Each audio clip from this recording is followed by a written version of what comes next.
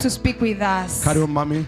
You're welcome, mommy. Ndagukunda. I love you. Turakubaha. We respect you. Kandi twizeye icyo Imana igiye And gukoresha. we believe in what the Lord is going to use you do. Amen. Amen.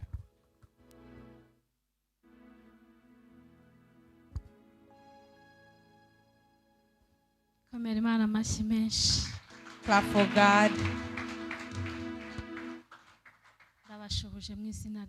I greet you in the name of Jesus Christ. It's been long without being with you, but the Lord has accepted today to meet with you and share the word of God. May God be glorified. I thank Bishop Karemera. He is a good parent. I feel this is home, you know. I thank God he has received me once again. I thank God for the sake of Apollinaire. May God be glorified. Where he has made you rich, you have a great zeal, and the Lord is going to support you to reach far. In the name of Jesus. There are people that was missing me.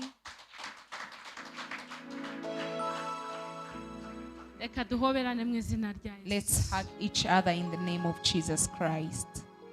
Amen. Amen. May God bless you. I missed you a lot. After a long period of time,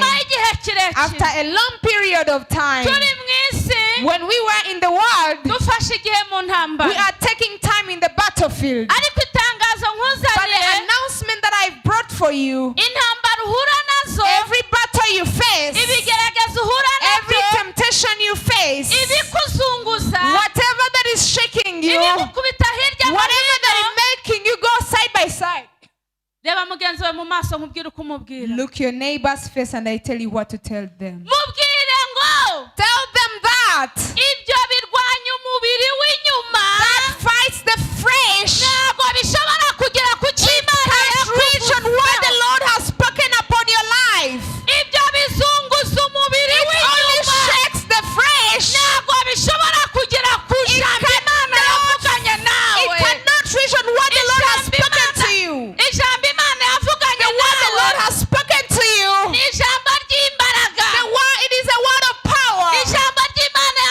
The word the Lord has spoken with you is the word of victory. The word the Lord has spoken with you, He protects it.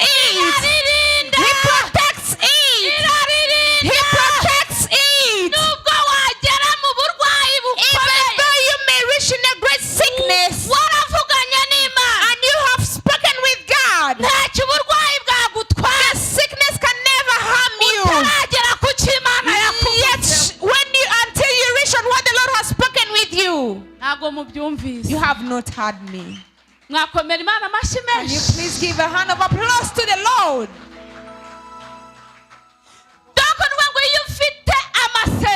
Which means when you have covenants, you have the assurance from the kingdom of God.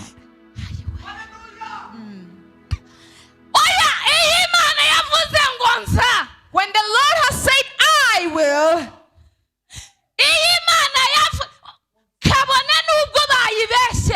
even if they may lie for him, it's okay with them. It doesn't concern you. It doesn't concern you. It doesn't concern you. If you listen to a prophecy, listen to what the Lord is speaking to you. If he is lying,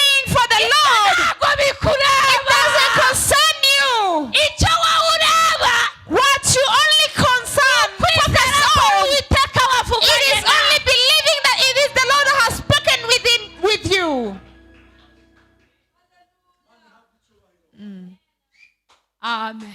Amen. Amen. Amen. Oya niba uri hano uri umunyesezerano If you're here and you're carrying covenants of the Lord, please clap for God. Reka mbabwire. Let me tell you. Uzi ko isezerano. Do you know a covenant? Uricana mu muriro ntushye. You may pass with it through the fire and you don't get burnt. Uzi ko isezerano. Do you know a promise? Ujya muri koma ntupfe. You go in a coma and you do not die. Uzi ko isezerano. Do you know a promise? Ugira inzara ntikwice. You get hungry but you don't know Uzi ko isezerano. Do you know a promise? Wambara ubusa ntibigira icyo You get bigutwara. naked and feel okay with it. Uzi ko isezerano. Do you know a promise? Umuntu agutoteza ntirihungabane. Someone touches you and you don't feel any harm. Umuntu akagufataho ijambo. And someone takes a word upon your life. Ariko hari icyo wavuganye na But Data. when you have spoken with the Father, Ntacyo bishobora kugutwara. it cannot harm you in any way. Rero ntugaterwe ubwoba n'ibiguhungabanya. So but don't be terrified with what Uyu is muyaga shaking nta you. bubasha ufite This kugera ku wind cyo Imana has no yakuvuzeho. power to reach on what the Lord has spoken upon your life. Amen. Amen. Tuzamura icyubahiro cy'Imana. Let's raise the glory of God. Gira mugenzi wawe Tell your neighbor ngo no kuba mbona mushumba hano Bishop Aline is to and say, sing Bishop Aline here. nazo ni izindi mbaraga z'Imana. It's another power of the Lord. Niba ubyumvishe komera Imana amashyi. If you have heard me, please clap for God. Saduraka na Mishake na Abedenego Shadrach, Meshach, and Abednego banze gupfukamira ibigirwamana. refused to kneel down for idols. Bahaniriza Imana. They testified upon their God. Bahamya ku maguru yabo And yombi. they say that with their 2 feet. Babwira umwami ngo nubwo And they told the king that even though he may not rescue ntabwo us, turi we bupfukamire will not Baali. kneel down for Baal. Ako kantu wakumvishe? Have you heard that? Mana we.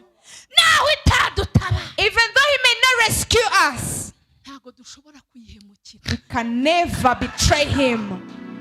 Natwe mu barokore. Even as Christians, Bamenye Imana. among people that knew God, Hari aho tugera. there are points we reach in, Tukavuga ngo nubwo bitagenda bitya ntituzava ku and we Mana. say, even if it can go like this, we are not going to betray God. Kuko atari rimwe cyangwa kabiri ubonye Because Imana. it is not once or twice you have seen God. Hari inshuro nyinshi twatambukanye n'Imana. There are many times you walked with God. Hari inshuro nyinshi Imana yahinduye amateka yawe. There are many times God changed your histories. Hari ibintu byinshi Imana yakoze ku buzima There are bwacu. many things God has done upon your Bidashobora lives gutuma that tuyivuga nabi. cannot let us speak any evil word upon Him. Bituma tuyivuga turi mu itanura That ry'umuriro. always make us testify Him when we are in fire. Tukayivuga twaburaye. When we speak of Him when we have slept with Tukayivuga mu hunger. bushomeri. We speak of Him when we are jobless. Tukayivuga abantu bose batwanze. We speak of Him when everyone has rejected us. Ukayivuga utari kumwe You n'abana speak bawe. God when you are not with your children. Ukayivuga utari kumwe You n'umugabo speak God wawe. when you are not with your husband. Ukayivuga umuvandimwe You wawe speak atamufiteho God when your ububasha. sibling has capacity upon your Aho life. uri hose. Wherever you are, Abana n'Imana yo mu gihugu cyo mu you isi. are always with God in heaven. Amen. Amen. Komera Imana amashyi menshi cyane. Clap for God. Reka umusomyi mwiza dufashe gusoma ijambo ry'Imana. Let a good reader help us to read the word of God. Adusomere kuva Read Exodus 12 12, umurongo wa 29 verse 29 asoza umurongo wa 32. to 32. kuva 12:29 aravuga ngo mu gicuku Uwiteka yica abana b'Ifura bose bo mu gihugu cya Egiputa, uhereye ku mfura ya Farawo wicaraga ku ntebe y'ubwami ukageza ku mfura y'imbohe mu kazu k'ibwina n'uburiza bw'amatungo bwose. Farawo yibambura nijoro, n'abagaragu be bose n'abanyegiputa bose barabyuka. Muri Egiputa bacura umuborogo mwinshi, kuko ari nta nzu n'imwe itapfuyemo umuntu. Ahamagaza Mose na Aroni iryo joro, arabwira ati, nimuhaguruke muve mu bantu banjye, mwe n'Abisirayeli, mugende mukorere Uwiteka nk'uko mwavugaga. Ongera usome igice cya 11. Also read chapter 11, umurongo waho wa mbere verse 1 ugeze ku 8 to 8. Uwiteka abwira Mose ati, hasigaye icyago kimwe nzatera Farawo n'Egiputa, hanyuma azabareka mugende, nabareka by'ukuri no kwirukana azabirukana. None bwira abantu, umugabo wese asabe umuturanyi we, n'umugore wese asabe umugore w'umuturanyi we, basabe ibintu by'ifeza n'ibintu by'izabo. Uwiteka aha ubwo bwoko kugira umugisha ku Banyegiputa. Na Mose ubwe yari umunyacyubahiro cyinshi mu gihugu cya Egiputa, mu maso y'abagaragu ba Farawo no mu maso y'abandi bantu.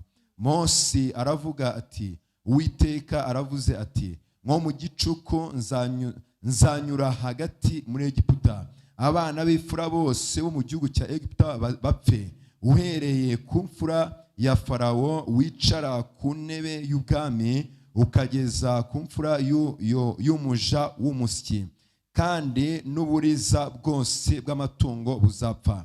Hazaba umuborogo mwinshi mu gihugu cya Egiputa cyose utigeze kubaho, kandi ntihazongera kuba nk'uwo. Ariko mu bise nta n'umwe imbwa izakomera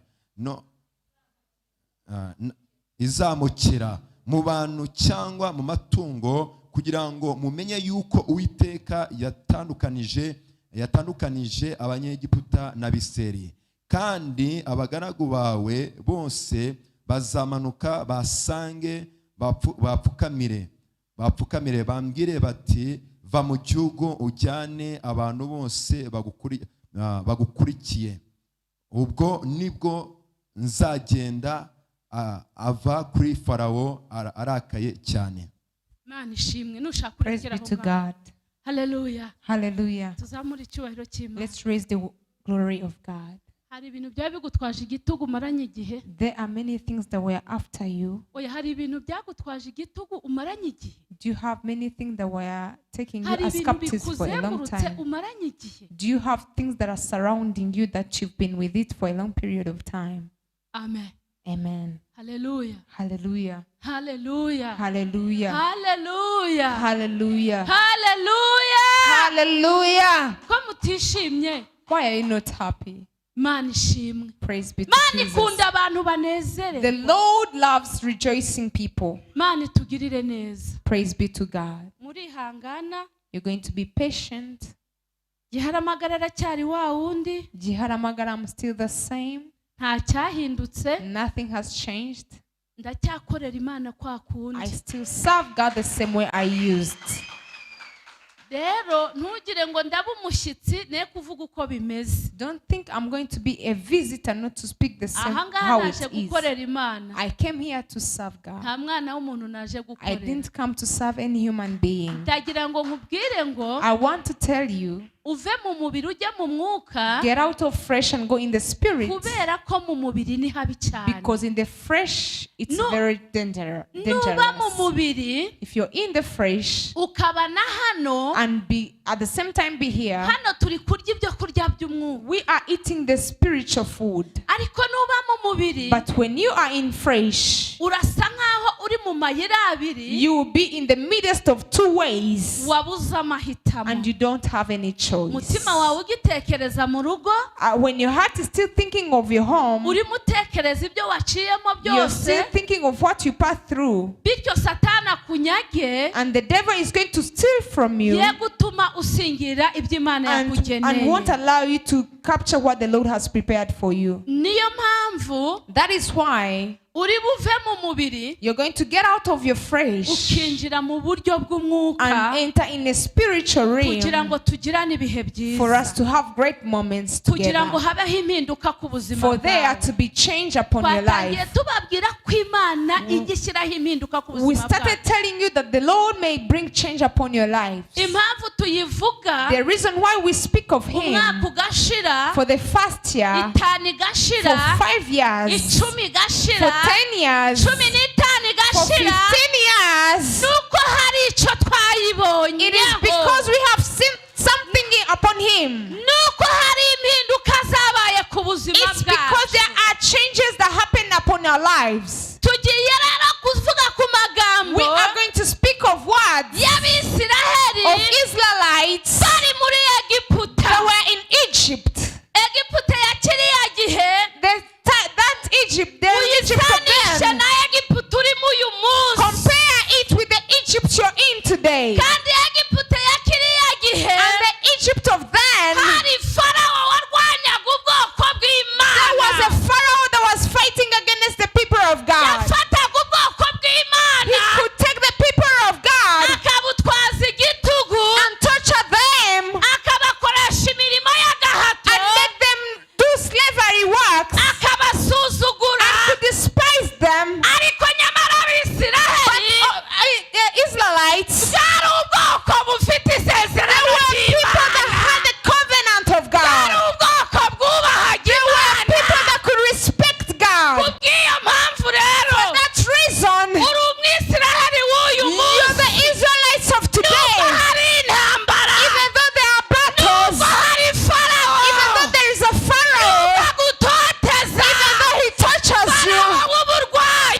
the Pharaoh of sickness, Farawo the w'ubukene, Pharaoh of poverty, Farawo w'ubushomeri, Pharaoh of jobless, Farawo wo kubura the urubyaro, Pharaoh of barrenness, Farawo the w'igisuzuguriro, Pharaoh of despisement, Farawo utuma utagera ku the Pharaoh that isezerano. stop you reaching your covenant. Hari icyago cya nyuma There is a last plague Imana iri that the bumuteze Lord is going to cause to kugira him, ngo amanike amaboko, for him to put his kugira hands ngo high, akurekure. for him to release you. Agomba kukurekura, He has to release you. agomba He kukurekura. has to release you. Mugenzi wawe agomba Tell your neighbor he kurekura, has to release kugira you. ngo agomba Tell him he kundekura. has to release Ugomba you. gukomeza urugendo, You have to continue your journey. gukomeza icyo Imana You have to yavuze. continue what the Lord has spoken upon your life. Wakomeye Imana amashyi menshi cyane. Can you please clap for God? Imana ishimwe. Praise be to Jesus. Gira mugenzi wawe ngo batabizi bicwa no kutabimenya. Tell your neighbor, for those who do not know that because of not Impamvu knowing. abantu bari kukwitiranya, The reason why people are being mistaken nuko upon icyo you Imana yavuze is because what the Lord kitaragusohoraho. has spoken upon your life have not yet been accomplished. Impamvu bakikwitiranya, The reason why they are still being mistaken upon you, nuko Farawo akigutwaje igiti. it's because Pharaoh is still torturing Ariko uyu you. But mugoroba tonight, nkuzaniye ubuhanuzi I bukubwira ngo have brought Farawo for you the arakurekura. prophecy that says Pharaoh is going to release you. Arakurekura mu izina He rye. is going to release you in Jesus' name. Amen. Arakurekura. He is going to release you. Si rimwe si kabiri, Not once or twice. Imana yagendereraga Mose. The Lord could visit Moses, Imana ikababwira ati muzataha. and the Lord could tell them, you're going to go home. Uburetwa buzashira. This slavery is going to be Iki over. gisuzuguriro This kizarangira. despisement is going to be over. Imana igakoresha Mose ibirimo n'ibitangaza. The Lord could use Moses to perform miracles and wonders. Bakabikorera imbere ya Farawo. It could be performed in front of Pharaoh, Ariko Farawo akinangira. but Pharaoh could deny himself. Noneho rimwe na rimwe Farawo akagenda akambwira ati nyabuneka Mose, And sometimes Pharaoh could say, Moses, ongera unyingingire ya Mana. please intercede for me on your God. Yabateje inda, ibateza ibikeri, ibateza mugiga, ibateza ibyago byinshi cyane.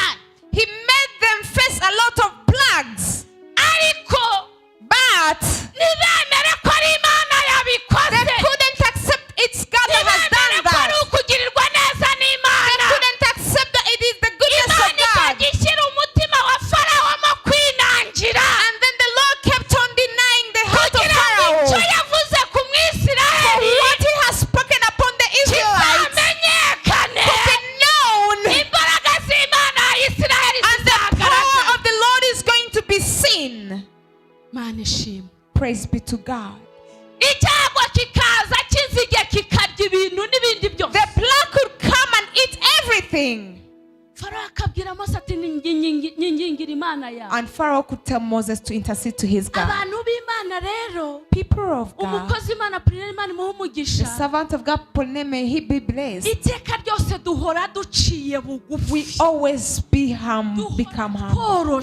We are always simple. Iyo ugize kwikakaza muri wowe, When you have pride in you, Imana bitaragufata the neza. Lord has not yet helped you. Utaraba umurokore You yawe. are always not yet become a Christian. Ariko iyo wamaze koroha, But after being simple and ikimenyetso flexible, kigaragaza it's a ko sign that shows Imana yamaze kugera muri the wowe. Lord is already in Niba you. ubyumvishe komera Imana If you amashyi. have heard me, please clap for God. Hallelujah. Hallelujah. Mose akabyumva akongera akagenda agapfuka. Moses could listen to it and go to kneel again. Akabwira Imana ngo Mana bababarire ari buturekure tugende. He could tell God, please, God, forgive them. He's going to release us to go. Imana nayo kuko itagirwanisha imigeri ikabikuraho. And the Lord, He could remove it. Ariko wasoma ijambo rikakubwira ngo ni Imana yabaga yanangiye umutima wande wa Farawo. But when you read the word of God, you listen that it's God that has denied the heart of Pharaoh. Umva icyago kiza ari icya mbere. The first plague came, second one, third, kane, fourth, gatanu, fifth, gatandatu, sixth, karindwi, seventh, umunane, eighth, icyenda, ninth, icumi. 10th. Icya cumi rero, The 10th one, ntabwo nzi igihe umaze mu butayu. I don't know the time you have spent in your wilderness. Ntabwo nzi igihe ugeragereje. I don't know the time you have been tempted. Ntabwo nzi ibiguciye imbere I uko don't know what bingana. is discouraging you. Ariko uyu mugoroba, But tonight, ikigeragezo cya cumi the 10th temptation kigiye gutuma Farawo akurekura. is going to make Pharaoh release you. Kigiye gutuma Farawo akurekura. It's going to make Pharaoh release you. Oya arakurekura. He is going to release you. Arakurekura. He is going to release you. Ari bukurekure. He will release you. Ari bukurekure. He will release you. Ari bukurekure. He will release you. Mu izina rya In Yesu. the name of Jesus. Reka haza abandi bantu nka babiri hano. Let there come other two people. Stand up. Imana ishimwe. Praise be to God. Hagarara hari ariko iyo haza abasore. Haza abasore b'imbaraga. Yego. Fataho n'abafata. Imana ishimwe cyane. Praise be to God. Imana ishimwe. Praise be to God. Hallelujah. Hallelujah. Hallelujah. Hallelujah. Uyu ni umukozi w'Imana Mose. This is the servant of God Moses. Arangaje imbere ab'Isiraheli. He is in front of Israelites. Wihangane ni urugero turi gutanga ntabwo ibyo mvuga ariko biri bubabeho. It's an example I am giving. Abangaba These people ni Abanyegiputa. are Egyptians Banashaka ko Mose agera mu gihugu Imana that doesn't yamusezeranije. want Moses to reach in the covenant country. Noneho wowe Mose jya ukoresha Moses. imbaraga kugira ngo usohoke muri Egiputa. Use your strength Namwe to get out mumufate. of Egypt, and you're going to hold him. Agire buhoro. Zamura icyubahiro cy'Imana. Raise the glory of God. Oya wowe koresha imbaraga zo gusohoka. Use your power to get out. Hallelujah. Hallelujah. Hallelujah. Gira gake ndabona ufite ibigango waranabyibushye abaye umusaza. Zamura icyubahiro cy'Imana. Raise the glory of Oh, God. hallelujah. Haza icyago cya mbere. Second, the first plague. Barakomeza baramufata. They kept on holding him. Banga kumva. They couldn't listen. Haza icya kabiri. Second, the second. Babarira ubyumve cyane. Please listen. Babarira ubyumve cyane. Please listen to me. Ndagira ngo wumve umwanya uhagazemo. I want you to listen to the position you're standing in.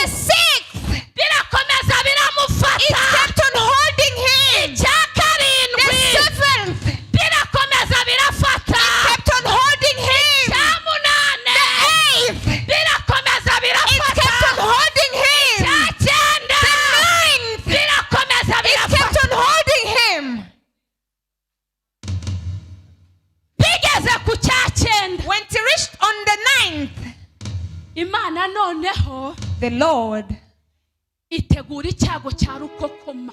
prepared a plague that was the greatest. Bwira mugenzi wawe ngo icyago cya rukokoma. Tell your neighbor the plague that is the final Mu plague. yandi magambo, In other words, uri umuntu ukomeye imbere y'Imana. you're a great person in front of God. Mu yandi magambo, In other words, ijuru rihora riteranye the ku heaven bwawe. is always gathering for your sake. Oya ntugacike Don't be intege. discouraged. Uri umuntu udasanzwe imbere You're a great y'Imana. person in front of God. Inama zahoraga ziterana mu ijuru Meetings that was always in heaven for the kubw'Abisiraheli. sake of Nawe Israelites. uyu munsi ziri guterana ku bwawe. Today there's two meetings that are gathering for your sake. Ubwo bukwe bwawe buhora bupfa buri Your munsi. wedding that is always being Ntugire ngo destroyed. Imana Do irasinziriye. not think God is asleep. Ubwo bushomeri bwakwizungurijeho. Jobless that is around you. Ntugire ngo Imana Do not think irasinziriye. God is asleep. Uko kubura urubyaro Barrenness byakwiboherejeho. that is tired, that has tired of Ntugire yourself. ngo Imana Do not think irasinziriye. God is asleep. Ntabwo Imana The Lord is isinziriye. not asleep. Iyo miryango yose yakuvuyeho. Families that are out Ntugire that ngo is not Imana left you. Do irasinziriye. not think God is asleep. Hey, hallelujah. Ntabwo Imana The Lord is not isinziriye. asleep. Ijuru rihora The riteranye heaven ku is bwawe. always gathering for your Ijuru sake. rihora The ritekereza Lord is always thinking of ibyo you kugukorera for what He has to do for kugira ngo you, ubone gukomera for you to see kw'Imana. the greatness of God. Hallelujah. Hallelujah. Hallelujah. Ntabwo wakomera Imana amashyi. Can't you please clap for God?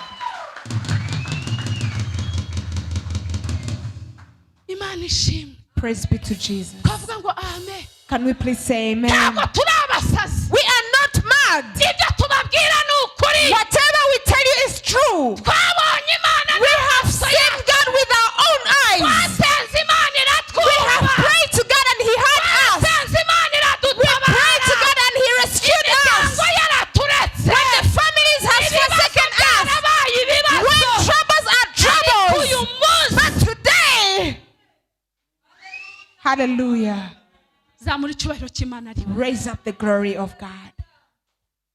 Haleluya. Hallelujah. Haleluya. Hallelujah. Imana irangije irarakara we. The Lord was angry Yahamagara Mose. and called Moses Yamubwira ati Mose mwana we. and said, Moses, my child. Lawata ene bone sayi. Hallelujah. Zoni wataki ni bone sayi.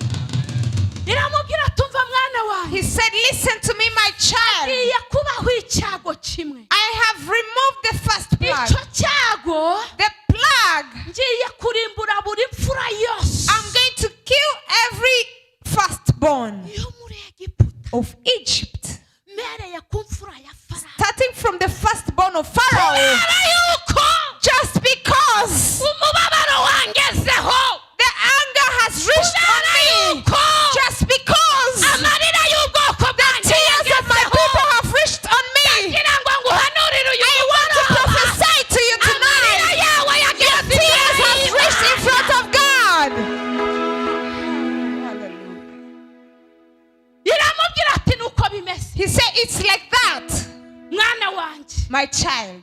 Ariko Mose yari inshuti y'Imana. But Moses was a friend of God. Bwira mugenzi wawe ngo ube inshuti n'Imana. Tell your neighbor, be a friend of God. Mubwire ngo ukoreshe uko ushoboye ube inshuti y'Imana. Do every possible way to be a friend of God. Mose arangije aragenda. Moses went. Ajya kuburira Farawo. He went to tell Pharaoh. Aramubwira ngo uzi amakuru.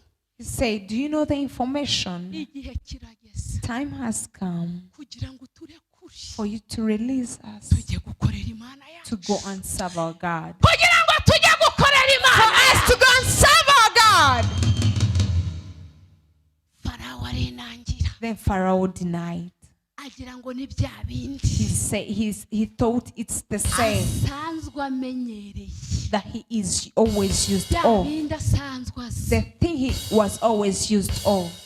Arakomeza arinangira. He kept on denying. Tuvuge ngo amen. Let's say amen. Tuvuge ngo amen. Let's say amen. Imana irangije. Then the Lord Iramubwira ngo ni ukuri mwana told him, wanjye. truly my child, Igihe kirageze. time has come Kugira ngo mutahe.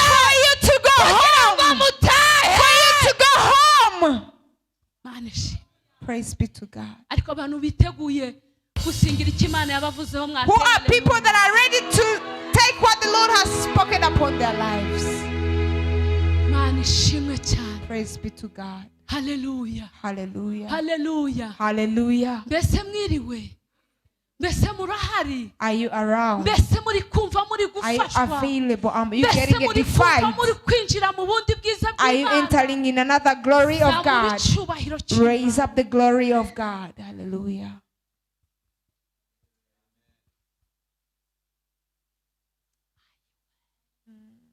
Ndumva ndi kumva Imana. I can feel God. Ndumva ndi kuryoherwa n'Imana. I can feel the sweetness Ndumva of ubwiza God. bw'Imana I burimo can mu feel Mana. the presence of God. Ahantu. La wataya biniwa. Lala ene bone taya. Hallelujah. Vonele ene watango ene sala. Hallelujah. Vone takini biniwa. Lance ene dry. Hallelujah. Kuboko kw'Imana gukoze ku murwayi wari uri hano urwaye mu The nda. mighty hand of the Lord has touched on the sick one that was suffering from the stomach. Zone taya ene bone sire. Ahaha. Anishim. Praise be to God. Imana imaze kubimubwira. After the Lord told it to him, Nawe abibwira Farawo. and he told it to Pharaoh, Farawo arinangira. and Pharaoh denied. Imana iraza iratambuka. Then the Lord came and bypassed. Imana iratambuka. The Lord bypassed. Imana itambuka mu The Lord banyegiputa. bypassed the Egyptians. Imana itambuka mu The Lord banyegiputa. bypassed the Egyptians. Biramenyekana. It was all over Farawo known. aribambura. And then Pharaoh woke up Ahamagara ibyegera bye. and called his prime Arareba asanga ministers. umwana we And he yapfuye. found his first kid dead. Imana yishe imfura kugeza no ku muyaya wo kwa The Lord Farawo. killed the firstborn to the servant and the maid. Ibyagarukira aho ngaho And only it did finish there.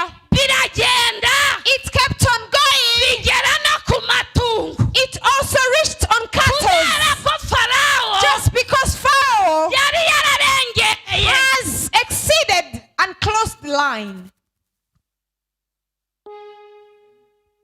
Yari He yararengereye. had crossed the line. Mu yandi magambo In other words, uri umuntu udasanzwe. you're a great person. Ibyakurengereye. What crossed the line over you? Ibyakuvogereye. What crossed the line over you? Imana ije The kubisinya. Lord has came to finish it off. Imana ishimwe.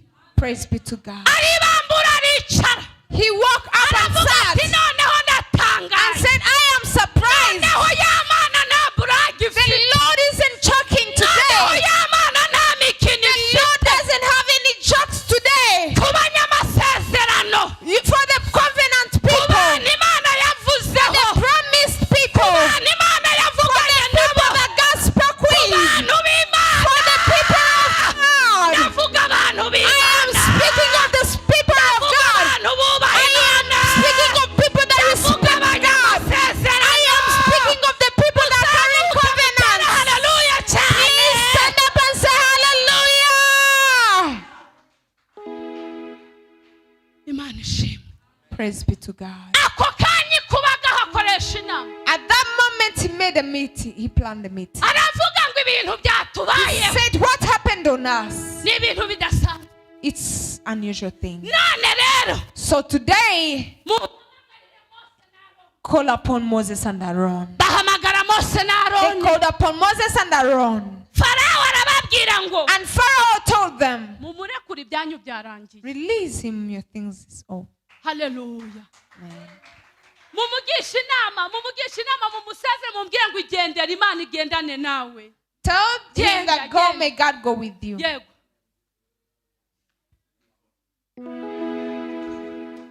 Mwakomeye Imana amashyi menshi Can you cyane. please clap for God? Haleluya. Hallelujah. Ni ukuvuga ngo inama yarateranye. Which means the meeting gathered Babona nta kindi bakwiye gukora and they saw they have to do nothing else. uretse gusaba imbabazi abakozi Only b'Imana. asking the forgiveness to the Ndagira servants ngo of God. nkubwire ngo I want to tell you hari that abantu bagiye there are kukwikubita people that are going to kneel in front imbere. of you. Hari abantu bari There bukugarukire. are people that are going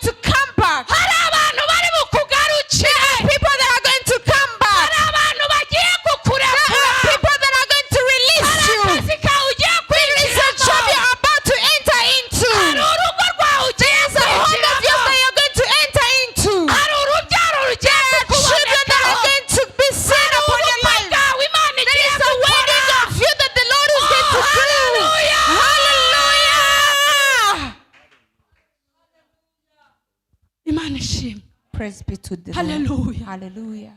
arababwira ati mwigendere He said, go freely. mujye gukorera imana yanyu. Go to serve your God. Imana ishimwe. Praise be to God. Mwigendere Please go.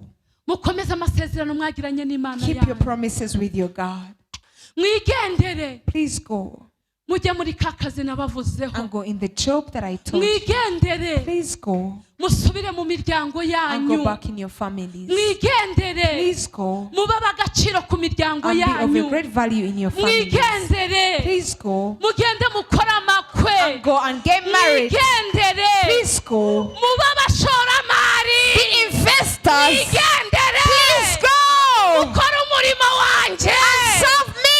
Mwigendere Please go kwira amahanga yose. and to all nations. Mwigendere Please go abanyamugisha mu and be blessed mahanga. ones in the nations. Mwigendere Please go. ntago muri kubyumva ati You have not heard me. muri kubyumva. Have you heard me? Niba mubyumvishe If you have heard mukumva me, ijambo ry'Imana nk'umuhanuzi heard the mutavangiye. word of God. Hinduranya na mugenzi wawe intebe mwicayeho. Change with your Kiraba ari neighbor's seat. ikimenyetso It will be a sign cy'uko Imana iguhinduriye that the Lord amateka. has shifted Kiraba ari you. ikimenyetso It will be a sign cy'uko Imana ihinduye that the ubuzima Lord has bwawe. changed your Kiraba life. ari ikimenyetso It will be a sign cy'uko Imana ikujyanye mu yindi the Lord ntera. has taken you in Kiraba another ari level. ikimenyetso It will be a cy'uko sign abana bawe ubwenge. she has given your children wisdom. It will be a sign kugira umuntu ukomeye. making you a great Kiraba ari person. It ikimenyetso. will be a sign. Hallelujah. Amen. Hallelujah. Bimeze bite kutarongora? Mbwira. Tell me. Nzi ko iryo sezerano urifite. I know you have that promise. Nzi ko iryo sezerano urifite. I know you have that promise. Ariko But hari fiance uri hano? Ari hehe? Fiance nahaguruke. where is the fiance? Ngwino. Amen. Come. Ukomere Imana amashyi. Clap for God. Hallelujah. Hallelujah. Hallelujah. Hallelujah. Imana iguha umugisha. May God bless you. Wemeye umuhungu wanjye. You accepted my child. Warakoze. Thank you. Ntabwo wibeshye. You wasn't Muhagararane. mistaken. Stand together. Hallelujah. Uyu ni umukozi w'Imana. He is a servant of God. Ntabwo wibeshye. You are not mistaken. Kandi nta nubwo watoranije And you nabi. didn't choose badly. Oya uri No. umukobwa mwiza. You're a good guy. N'Imana irakwemeye. And the Lord has accepted N'Imana you. irakwemeye. And the Lord has Kandi accepted Imana you. irabashyigikiye. And the Lord is supporting Mugende you. mukore imipango yose Go neza. and plan. Mukore bije neza. Plan all your budget. Mubwire Imana igihe mushaka And tell God the time you want to get married. amatariki. And tell the Lord the date. Muyandike. And write down the date. Muyandike. Write down the date. Hallelujah. Imana irambwiye ngo igiye The Lord kubashyigikira. has told me He's going to support you. Imana irambwiye ngo igiye The Lord kubashyigikira. has told me He's going to support you. Imana irambwiye ngo igiye The kubashyigikira. Lord has told me He's going to support you. Hano se ntiharimo abasore banzi. Amen. Simunzi There se. are Hari many abasore gentlemen benshi that bajyaga know me. baza bakambwira ati mami ndashaka kurongora uyu nguyu. There are Imana many ikavuga gentlemen ngo that could simushaka. say, I want to marry this one, and the Lord could say, I don't want that. Sibyo? That person. Imana ikamubwira ngo uwo simushaka. The Lord could say, I don't want that Ntabwo person. urwo rugo ruriho. That home isn't available. Simushaka. I don't want that home. Bakagenda bikarangira. They could go and could become, or it could be Imana over. irabyemeye. So the Lord has approved it. Hallelujah. Imana irabyemeye. The Lord has approved Wakomeye it. Imana amashyi Can you menshi please clap for cyane. the Lord? Hallelujah. Hallelujah. Imana ishimwe. Praise be to Kandi God. Imana irambwiye And the Lord has told ngo me iciye inzira. He has made the way. Imana iciye inzira. The Lord has made the way. Imana iciye inzira. The Lord has made the way. Hallelujah. Imana iciye Has inzira. made the way. Genda ujya mu kazi. Go to your Genda workplace. ujya mu kazi. Go to your Genda workplace. ukore. Go and work. Genda ukore. Go and work. Mu izina rya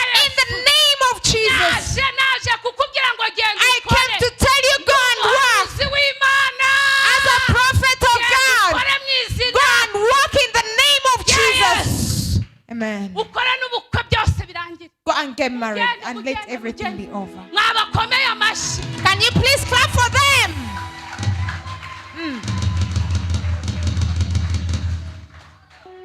Hallelujah. Hallelujah.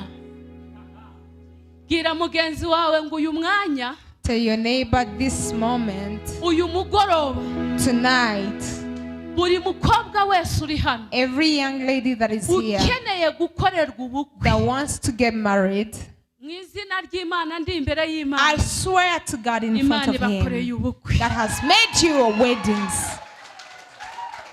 Ayo mashyi ntago ahagije. Those hand of applause is not enough. Ayo mashyi ntago ahagije. Those claps are not enough. Ntago mushaka kurongorwa. Don't you want to get married? Ntago mubishaka. Don't you want to get married? Mugende murongorwe mu izina rya Go Yesu. and get married in the name of Jesus Christ. Mana ndagushimye. Lord, I thank you. Mana nguhaye icyubahiro. Lord, I glorify you. La watala bini dry. Vone ene bone sire dry. La la bone takini wala bo. Harimwe abandi bantu. There are other people. Ngeze ku basore. I have reached on men, Barabishaka. gentlemen. Baranabitekereza. They think of it, Ariko bareba situation. but when they look at the situation, Bakabura inzira. they don't find a way. Bakabona bigoye. And they find it hard. Bagakomeza bigizayo iminsi. And they just keep on. Imana irambwiye Changing ngo days. nimuyirebe. The Lord has told me focus on Him. Muyihanze amaso. As you focus on Him, Nibwo inzira zifungutse mu then izina all the rya ways are Yesu. going to be opened in Jesus' name. Mwe gutinya. Do not get afraid. Imana irambwiye ngo uri kumwe namwe. The Lord has told me He is with you. Kandi abantu bafite gukora ubukwe, And people that has weddings, Imana yavuganye nabo ubukwe. the Lord has spoken to them weddings. Irambwiye ngo izajya ibakorera ubukwe butandukanye n'ubundi bukwe. He has told me He is going to make weddings for them that is different from other weddings. Twazamura icyubahiro cy'Imana. Can we please raise up the glory of God? Icyubahiro ni cyawe Mana. The glory is yours, Lord. Icyubahiro ni cyawe Mana. The glory is yours, Lord. Farawo yamaze kuturekura. Pharaoh has already released us. Farawo yaturekuye. Pharaoh has already released Nta us. ruhara kidufiteho. He no longer has any part of Turimo us. kwinjira mu by'Imana We are yatuvuze. entering of what the Lord has Abantu spoken bumva bari upon our kwinjira mu lives. by'Imana yavuze mwayikomeye. People who amashyi. are entering what the Lord has said, may you please clap for Him. Imana ishimwe. Praise be to God. Twavuga ngo amen. Let's say Twavuga ngo amen. hallelujah. Let's say Twavuga ngo hallelujah. hallelujah. Let's say hallelujah. Hano harimo umuntu urwaye umutwe udakira. There's someone that is suffering from Ngwino a headache. ngusengere mu Please izina come rya and I Yesu. pray for you. Umutwe wawe ntago ukira. Your headache is never healed. Urwaye umutwe udakira. You're suffering from a headache. Anywa imiti She takes nta medicine, kintu imara. nothing. Ariko Uwiteka Imana ishobora But the byose Lord of God avuganye nanjye ko amukijije uyu has mutwe. told me that He has healed her. Imana y'amahoro God of peace ikora imirimo ikomeye that does great work and wonders iramukijije. has healed her. Imana nsenga The God that I pray iramukijije has healed her. mu izina rya In the Yesu. name of Jesus. Mu izina rya In the Yesu. name of Mu Jesus. izina rya In the Yesu. name of Jesus. Bigeze bagucisha mu cyuma. Imana imukijije imitsi igaburira amaraso ku bwonko. The Lord has healed her from the veins that feeds the brain. Wajyaga wumva imitsi yenda guturika. You could feel the veins that were about to Umutwe burst. wamurya kumva imitsi igiye nko guturika. She could Kubera suffer ko from a headache nta and feel bubasha yari as if igifite the bwo veins are kuzamura iki amaraso. because it didn't have the Ariko power to Imana raise ishobora blood. But the God that is able to do everything iramukijije mu izina rya has healed her in Jesus' name. iramukijije mu izina rya Has Yesu. healed her in Jesus' name. Haguruka Imana iragukijije. Stand up, the Lord has healed you. Zamura icyubahiro cy'Imana. Raise up the glory of God. Gikure hasi, gikure hasi. Remove it from down and hallelujah. Hallelujah. Amen. Amen. Amen. Twavuga ngo amen. Can you please say Twavuga amen? ngo amen. Can we please say Twavuga amen? ngo amen. Can we please say amen? Mbonye akantu kakaziga kutuzi. I have Yego. seen a Donc, circle of water. nk'akaziba cyangwa akantu kakaziga karimwo amazi. A circle that has water Ayo within mazi it. And that water ntago atemba, isn't flowing. ari ahantu hamwe. It's in the same place. Kubera kuba ahantu hamwe, Because of being in the same place, arimo aratutumba akazanamo n'urubobi hejuru. it's having Urubobi. Okay. Ndasobanuje Imana ndayibaza ngo ni ukubera iki. I have asked God why. Imana irambwira ngo hano harimo abantu The Lord has told me there are people here bagerageza mu buzima bwabo. that tries in their lives. Imana ivugana nabo The Lord speaks to them ikababwira ko ibahaye umugisha, and tell them they are blessed ikababwira ko ibagiriye and neza, tell them He has done good yewe to them. n'amafaranga bakayabona, And they also seem to get money, ariko but ntago batera imbere. they don't prosper. Bahora muri kaka, They are always in the same circle. ntago bihinduka, It doesn't change.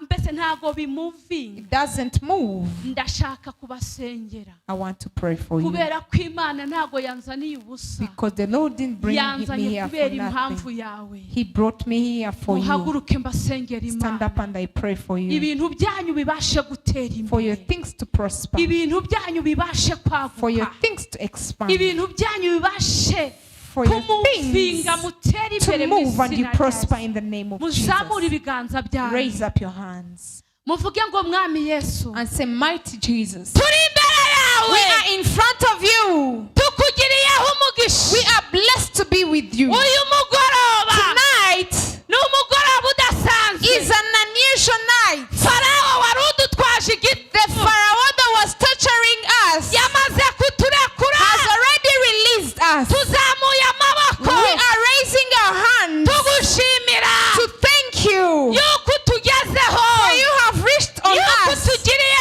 For you neza, have done good on yuko us. utwitayeho, For you have taken care of us. habayeho For impinduka there is change ku buzima upon our bwacu. lives. Mwami Mana yanjye, Lord God, mpagaze mu mbaraga, I stand in power. mpagaze mu bushobozi, I stand in authority mpabwa nawe. that I am given with by you. Lawataya binitaya, Hallelujah. lawa ene binidrai, voni watango ene shala bini saini, zeni wataya ene watango ene bone drai.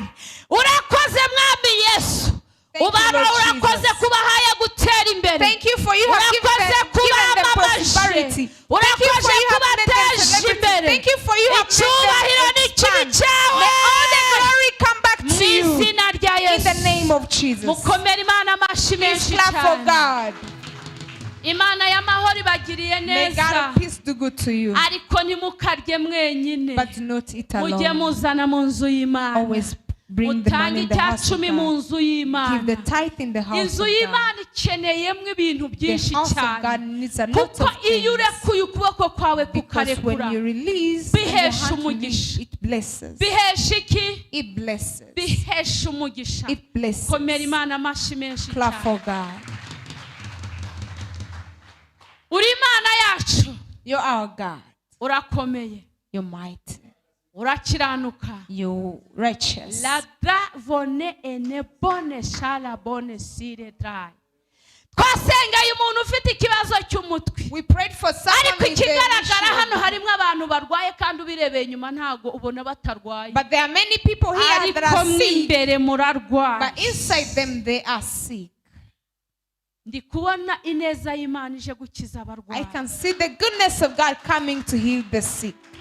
Nigeze kubona kare hano habamo operasiyo y'umuntu ufite ikibazo cyo mu nda. I have seen the operation of someone that had an Imana issue in the ikoze stomach. operasiyo y'umuntu ufite ikibazo The cyo mu Lord nda. has made an operation for someone that has a problem in the stomach.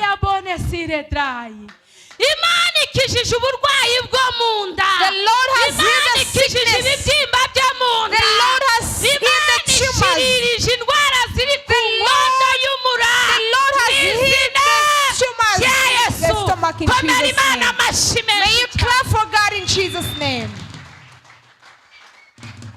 twazamura icyubahiro cy'Imana. Can we please raise the glory of God? Twavuga ngo Imana yacu yamamare. Can we say, may our God be announced? Urakoze Mana yacu uri kumwe Thank natwe. you, Father, for you are with Urakoze us. Mana yacu uri kumwe natwe. Thank you, Father, for you're with us. Urakoze Mana kuri kumwe natwe. Thank you, Father, for you're with us. Abantu bafite ikibazo People with a problem cy'umugongo, of a backache, Imana ikijije indwara z'umugongo. the Lord has healed you.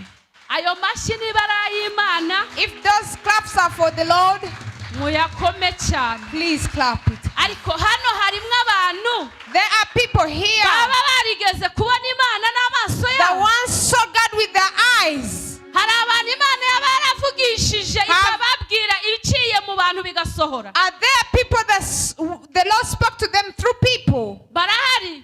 Do we have those people? Barahari. Do we have those people? Yes, hari igihe dukora ibintu abantu bakabona ko twasaze cyangwa ibyo tuvuga atari byo, ariko nibyo. There are times you do things and people think we are mad. It's not a lie, it's true. The Lord works, the Lord speaks, the Lord accomplishes His promises. Can I give someone 1 minute to speak, to testify about God? Only one person. The more you testify of Him, is the more He's going to testify you. Umwe turamubuze. Yego, mumukomera amashyi. Clap for her.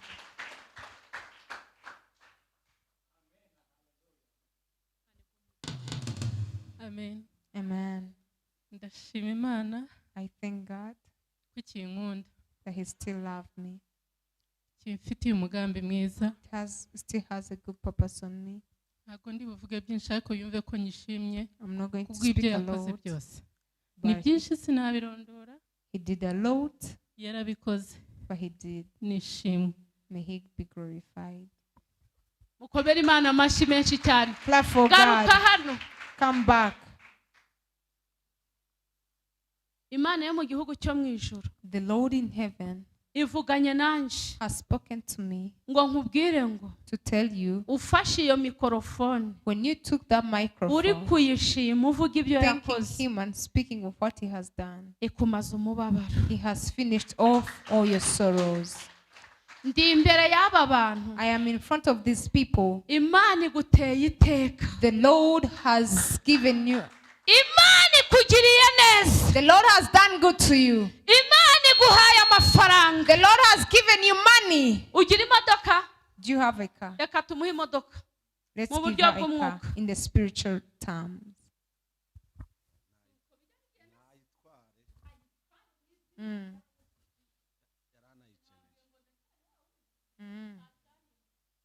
I told you I'm still the same.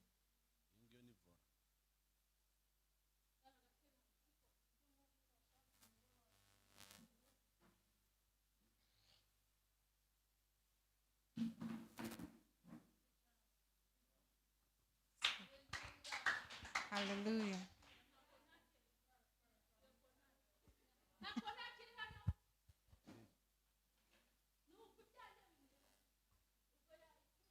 Amen.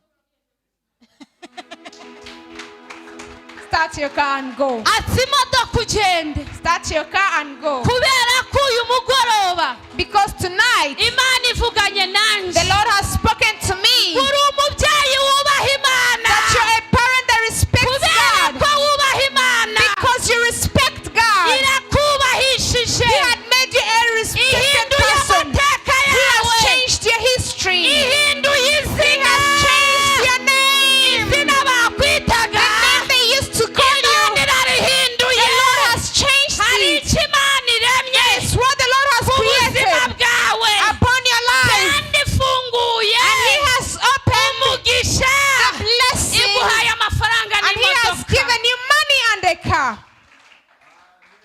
Amen. Amen. Hallelujah. Hallelujah. Tokini bini dry. Imana y'amahoro The God of peace ikoze ibintu bikomeye ku buzima has bwawe. done wonders and miracles upon your life. Ikoze ibintu bikomeye ku buzima bwawe. He has done wonders and miracles. Namwe mujya mufashwa mwagiye mufunguka mugafashwa. Why don't you open yourself and get edified? Hallelujah. Hallelujah. Mufashwa uzamuka mu byubahiro uko nguko gusa. You only get edified with your honor only. Hallelujah.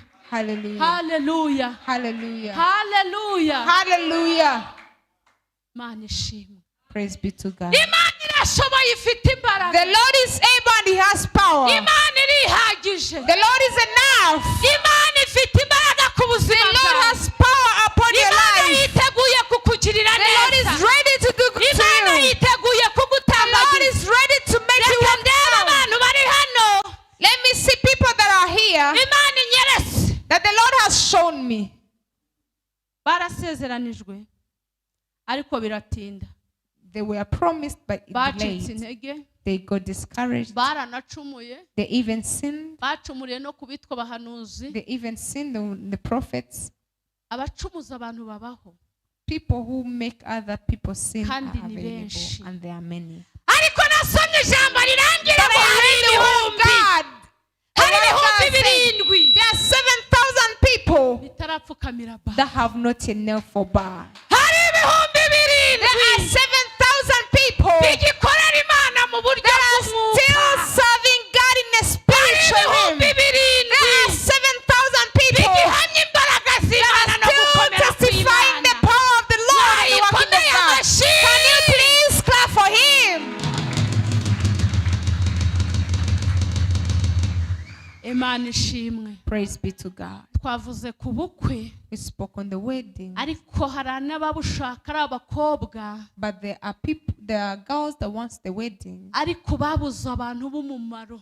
but have not yet seen the Babuze important abahungu people. b'umumaro. They have not seen gentlemen. Ababatwara umwanya They only see those who waste their time. barabujuje. They have only those who waste their time. Ariko abantu b'ukuri But true people ukubwira ijambo rifatika that tells you a good word, ushyira ibintu mu bukorwa. that puts things in order, Yarabuze. you lost that person. Baraza They just come. mwagera kuri gahunda yo gupanga ubukwe. When you reach at the point of Ntumenye planning uko the agiye. weddings, you don't know how he Bwira goes. mugenzi we ngo ndashima Imana Tell your neighbor, I thank God kwigikura pirate mu nzira. that He removes the fake ones on the way. Bene uwo nguwo That kind of person, niyo yabishyira mu bikorwa, even if you may put it in order, hari igihe in action, mutarambana. you may not stay together for long. Rero we kwicuza So don't regret ngo bikujyane kure y'Imana, and allow it to take you ngo far away from God wumve ko Imana yakwanze, and feel that the Lord has refused, that ahubwo hated yari you. irimo ikura pirate mu Instead, He nzira. was removing the fake ones on your way. Uyu munsi rero Today, kubera ko Farawo agutwazaga igitugu because yavuyeho, Pharaoh that was torturing you has Imana been ikuzaniye off. umuntu w'umumaro The mu Lord has buzima brought the bwawe. real one in your life. Imana izanye umuntu The Lord has w'ubuzima, brought the real one in life. In your umuntu life. muzima A real mu one. buzima bwawe. A right and real one in your life. Amen. Amen. Abo bantu Imana igiriye neza, Those people bazamura that the Lord icyubahiro has done cy'Imana. good to them, let them Abo raise the bantu Imana glory of igiriye God. neza Those that the Lord has done good to them, bazamura icyubahiro cy'Imana cyane, let them raise the glory of God bavuge ngo Mana turagushima, and say, God, I thank you. Mana tuguhaye icyubahiro, Lord, we glorify you. Mana ndagushimye, Father, I thank you. uri Imana ishobora byose, You're a great God. uri Imana igira neza. You're a mighty God. La bonne tarabini shine, uri Imana yo kwizerwa. You're a faithful God. Turi imbere yawe y'umugoroba. We are in front of you tonight. Yesu Kristo, Jesus Christ. biniwa. Mbonye data wa twese anyereka I have seen the Father showing me muri iri teraniro in this church umuntu ugera kunyagwa n'abadayimoni that someone that is robbed by demons, yasamye, abadayimoni bakamunyaga yasamye, and ariko demon Imana robs ivuganye him when nanjye she has got pregnant. But the Lord ngo has spoken to me. bakunyaze kiriya gihe, The ones that robbed you by uyu them, munsi Imana ishyizeho iherezo. today the Lord has cancelled them. Komera Imana amashyi menshi Clap cyane. for God. Hallelujah. Ndagushimiye Mana yanjye. wanjye thank you, Lord. nguhaye icyubahiro I glorify you. urakoze mwami yesu Thank you, living Jesus. urakoze nyiringabo Thank you, Father Jesus. hari abantu imana ihanaguye amarira There are people God has finished off mwageraga their mu buriri tears. ukabura n'ibitotsi ukararurira bukagukeraho You could reach in your bed and ikimenyetso cy'uko uyu munsi wagenderewe spend your whole n'imana night crying. The sign that you are visited by the Lord tonight. wagenderewe n'umuhanuzi That you are visited by a prophet. uyu munsi urabona ibitotsi Today you're going to sleep. uyu munsi urasinzira Today you're going to sleep. uyu munsi urasinzira nk'agahinda Today you're going to sleep like a baby. rata enebini wana dry numara gusinzira After mu sleeping, gitondo nubyuka in the morning when you wake up, hereza imana give icyubahiro glory to Jesus. kubera yuko Just because ibyawe imana the yabifunguye Lord has opened your things guhanaguye and amarira He has finished off all your Mu izina rya tears Yesu Kristo in the w'i name of Nazareti. Jesus Christ of Nazareth. turagushimiye nyakubahwa We Imana thank you, mighty Father. tuguhaye icyubahiro We glorify you. turakunezerewe We are pleased by you. tokini bini watango lala ene wataki ene bone dry urakoze Thank you. imana ivuganye nanjye kuko ngo abayoborwa n'umwuka nibo bana The b'imana Lord has spoken to me for those who are led by the Spirit are children of God. ngiye kubona mbona habayeho kwaguka I have seen expansion. imana irambwira ngo And the Lord has told me, abari budukurikirane whoever that is going to follow us kuri iyi channel on this channel, abarwayi the sick ones bari mu bitaro that are in the hospitals, ukuboko kw'imana the mighty hand of the Lord bagezeho have reached on hari you. imbaraga y'imana There is a power of the Lord igendagenze that has walked bari around mu bitaro people that are in the hospitals. irabakijije The Lord has healed baba them. bari hano mu gihugu Whether they are in the baba bari country, hanze whether they y'igihugu are out of the country, ineza y'imana the goodness of ibagezeho God has reached on them. ndagushimye mwami I yesu thank you, Lord Jesus. ndagushimye nyakubahwa I imana thank you, mighty Father. totala bini dry shalabone dry tovene takule bini shaini hari umubyeyi There is a parent ufite amarira menshi that is crying arimo ararizwa n'umwana yabyaye because of the child that she uwo mwana bears. ni mutoya That child is very ari young. mu kigero cy'imyaka itanu itandatu She's in the middle of 5 or uwo 6 mwana years. afite uburwayi That child is nta sick. muganga utaramugeraho No doctor hasn't visited ariko him. yanze gukira But she has refused to imana get healed. irambwiye ngo The nkubwire Lord has told me to tell you impamvu uwo mwana yari atarakira the reason why that child has not yet been healed. kwari ukugira ngo ugire kwizera kw'imbaraga z'imana It was for you to have the faith in the power of the Lord. uyu Tonight, mugoroba tonight, imbaraga z'imana the power of the Lord zikoze kuri uwo mwana has touched on your child. imbaraga The z'imana power of the Lord zikijije uyu has mwana healed that child of dukomere yours. imana amashyi menshi Please clap cyane for God. Hallelujah. ndashaka kuvugana I want to speak n'umugabo witwa karasira to a man that is called Karasira. afite amafaranga He has money, ariko yabuze amahoro but he doesn't have peace. nta mahoro afite He doesn't have peace. nta bitotsi abona He doesn't get to sleep. nta munezero afite Doesn't have joy. yumva He yakwirukanka feel like running. afite amajwi menshi He has a lot of voices amuvugiramo that speaks in him. yumva amukururira mu rupfu He always listens to him, taking him to death. ariko uwiteka But the Lord akoze kuri karasira has touched on Karasira. mwakomeye imana amashyi Can menshi you please cyane clap your hands? ayo mashyi niba ari ay'imana Those claps are for the Lord. nimuyakome cyane Please clap. la watala bini takuwa Hallelujah. vonitala bonesaya bini dry urakoze mana Thank you, Lord. urakoze mana Thank you, Lord. urakoze mana Thank you, Lord. urakoze mana Thank you, Lord. urakoze mana Thank you, Lord. urakoze mana Thank you, Lord. yes Yes, hari hallelujah. umudamu witwa sara There is a woman called hari Sarah. umudamu witwa sara There is a woman called urugo Sarah. rwe rwubatse ku musenyi His home is built on sand. urugo rwe rubuze amahoro His home doesn't have peace. kandi mu bifatika And in the physical nta way, biryo bibuzemo there's no lackage of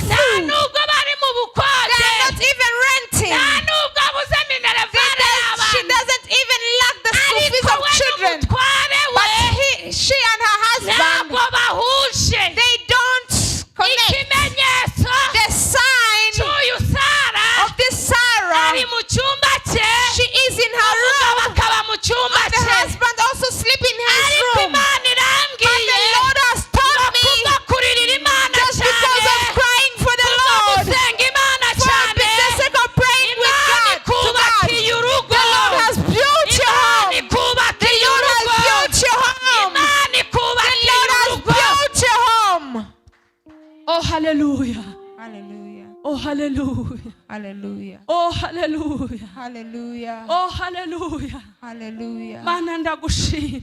Lord, I thank Mana you. ndagushimye. Lord, I thank you. Mana ndagushimye. Lord, I thank you. Mana Lord, ndagushimye. I thank you. Mana Lord, I ndagushimye. thank you. Mana Lord, ndagushimye. I thank you. Mana ndagushimye. Lord, I thank you. Mana ndagushimye. Lord, I thank you. Mana ndagushimye. Lord, I thank you. ko abana bawe Give your children. ubohereje mu byo You bakwifuzagaho, have sent them what they ubohereje mu wished byo from you. bagusabaga, You sent them buri what they umwe were wese asking from you. umushurije icyo yagusabye. Everyone, you have Mana fulfilled what they asked you. cyubahiro, Father, be glorified. kunezerewe. Father, I am pleased by Leta ya you. bini wa yasire dry.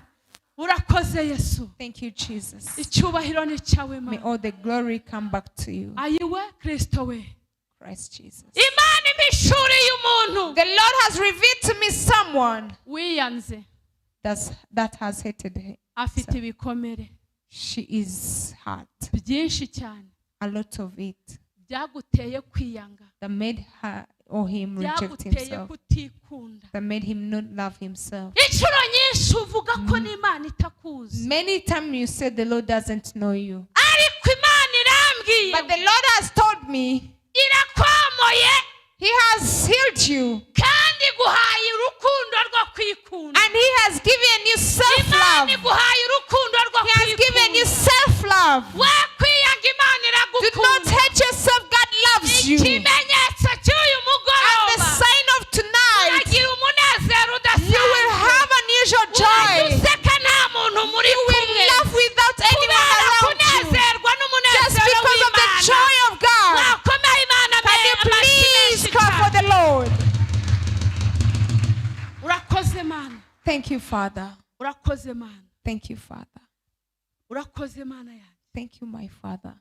Hano harimwo umuntu ufite There is umutwaro someone that has a burden wo kuririra umuryango we, of crying for her family or his akeneye family. impinduka mu muryango, He needs change in his family. akeneye impinduka mu He needs muryango, change in his family. ndetse rimwe na rimwe And even ujya sometimes ubwira Imana ngo Mana wagize icyo unkoresha you hakabaho tell impinduka God that please use me to bring change umuryango wanjye. in my family. Imana irahinduye, The Lord has changed. icyo wasabye Imana irakiguha, What you asked the Lord, He has given it to icyo you. wasabye Imana What iragikoze, you asked God, God has icyo done it. wasabye Imana What iragikoze, you asked God, God has done icyo it. wasabye Imana What you iragikoze, asked God, God has done it. icyo wasabye Imana What you asked God, iragikoze. He has done it. Hallelujah. Amen. Amen. Mana ishimwe. Praise be to God. Haleluya. Hallelujah. Dufite undi muntu umwuka w'Imana amishuriye. We have another person the Spirit of God has revealed to me. Iyo ari kugenda When he is walking, yumva amajwi, he feels voices. He listens to voices. rimwe na rimwe akavuga ngo ye, Sometimes he say, yeah, yareba hirya no hino looking side by side, akabura umuntu. doesn't find anyone. Ikimenyetso Imana impaye kuri uwo The muntu, sign that the Lord has given to me for that person. yarose inzoka, He dreamt of a snake. yarose inzoka, He dreamt of a snake. yarose inzoka. He dreamt of a snake. Ariko Imana yo mu ijuru But the Lord in heaven ivuganye nanjye aya magambo. has spoken to me these words. Inzoka mu buryo bw'umwuka ni umuriganya. A snake in the spiritual term is a Ayo robber. majwi Those voices yaragiye kukuvugisha was going to speak to you wegereye umuhanda, nearby the road, ukumva ariho umuntu and you uguhamagaye, could think it's someone calling you, ukasa nk'ugiye kwambuka umuhanda, yet you were going to cross the imodoka road, ikakugonga. and the car could, Ariko uyu you could have an mugoroba accident. But tonight, Imana itesheje agaciro the Lord has denied, iyo cancelled migambi y'uburiganya. all those plans of the Uwo robber. ni umwuka w'uburiganya That is the spirit of a wari robber uri ku buzima that bwawe. was upon your life. Ariko Imana ishobora But byose the Lord that is able to do everything iwukuyeho. has cancelled it. Komera Imana amashyi menshi cyane. Clap for God. ayo mashini barayimana ngero yakome. If those sound of applause is for God, please give more.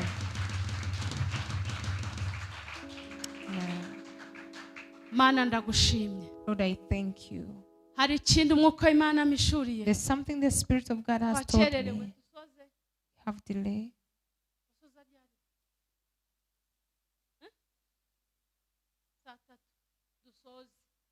Let's wind up. Kansoreze kuri iki. Let me wind up on this. Umwuka w'Imana mishuriye. The Spirit of God has told me.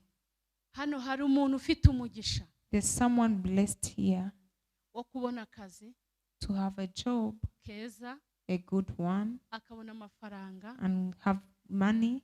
Ariko iyo ayo mafaranga yafashe. But whenever he takes the money, ibiyashaka biruta ubwinshi amafaranga. The things that needs the money are always greater than the money.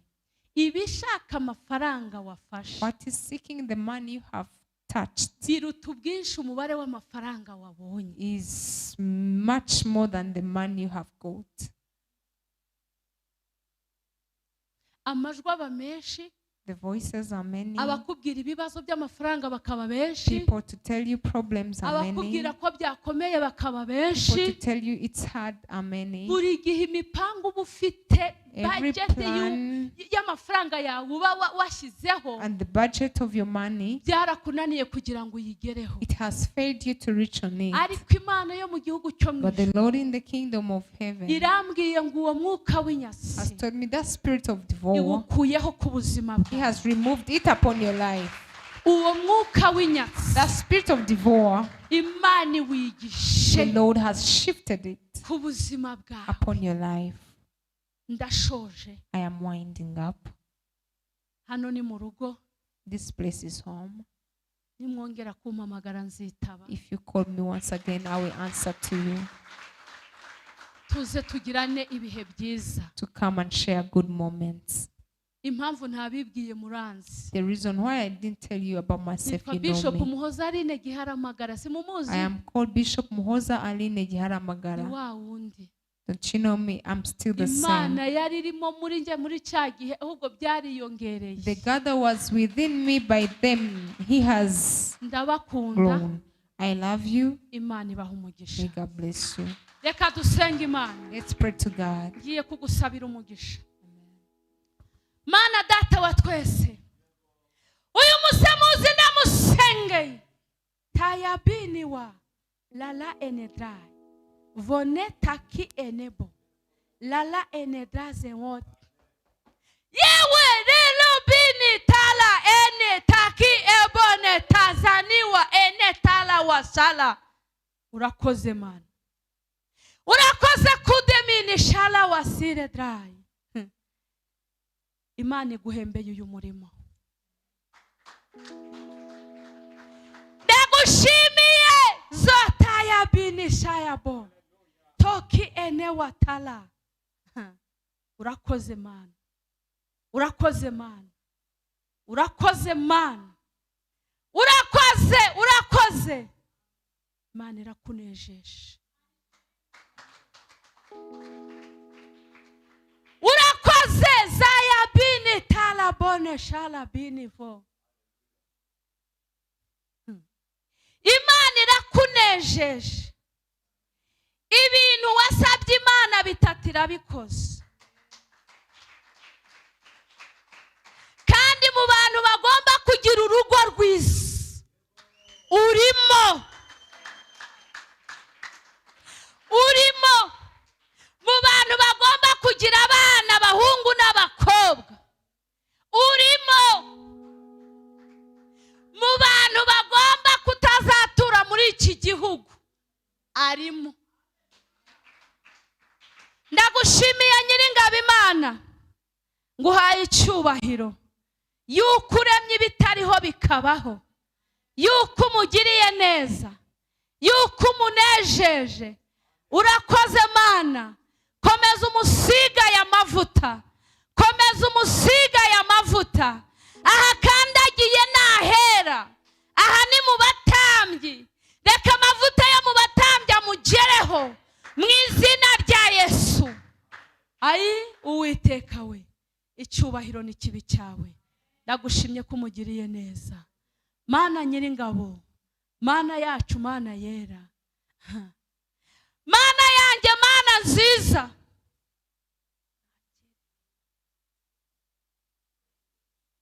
Imana irambwiye ngo ikugiriye neza.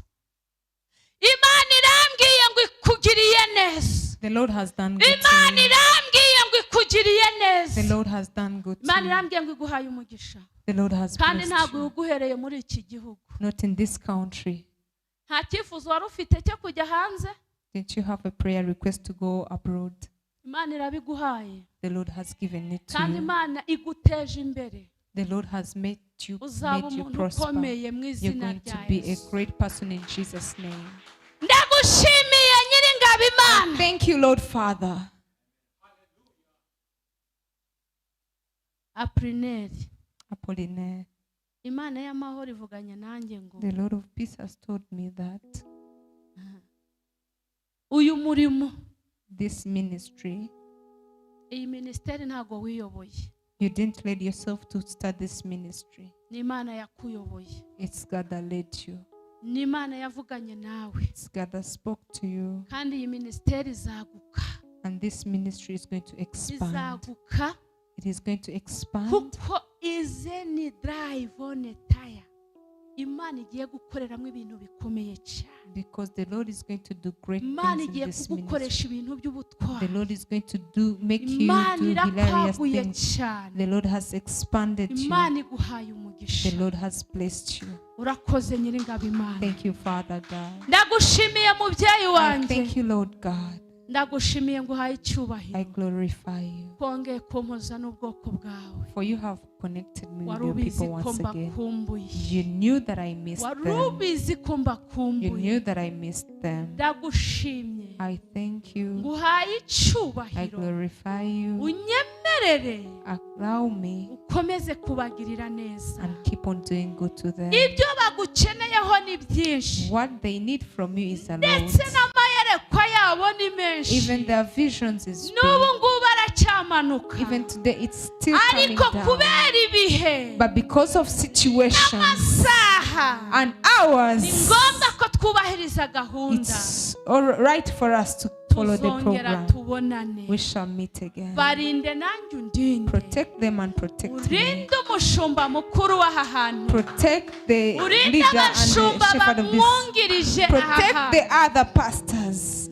Urinde abaririmbyi. Protect the singers. Worship team uyigirire neza. To go to the worship team. Abadiyakono To biteho. go to the ushers. Abacuranzi To biteho. go to the instrumentals. Abakristo Take biteho. care of the Abantu Christians. bose mu Everyone, department every yose. department. Ineza yawe ibabeho. May your goodness be upon them. Ndagushimiye kandi nguwe I neza thank you ndanezerewe and I am mu happy izina and rya glad Yesu. in Jesus'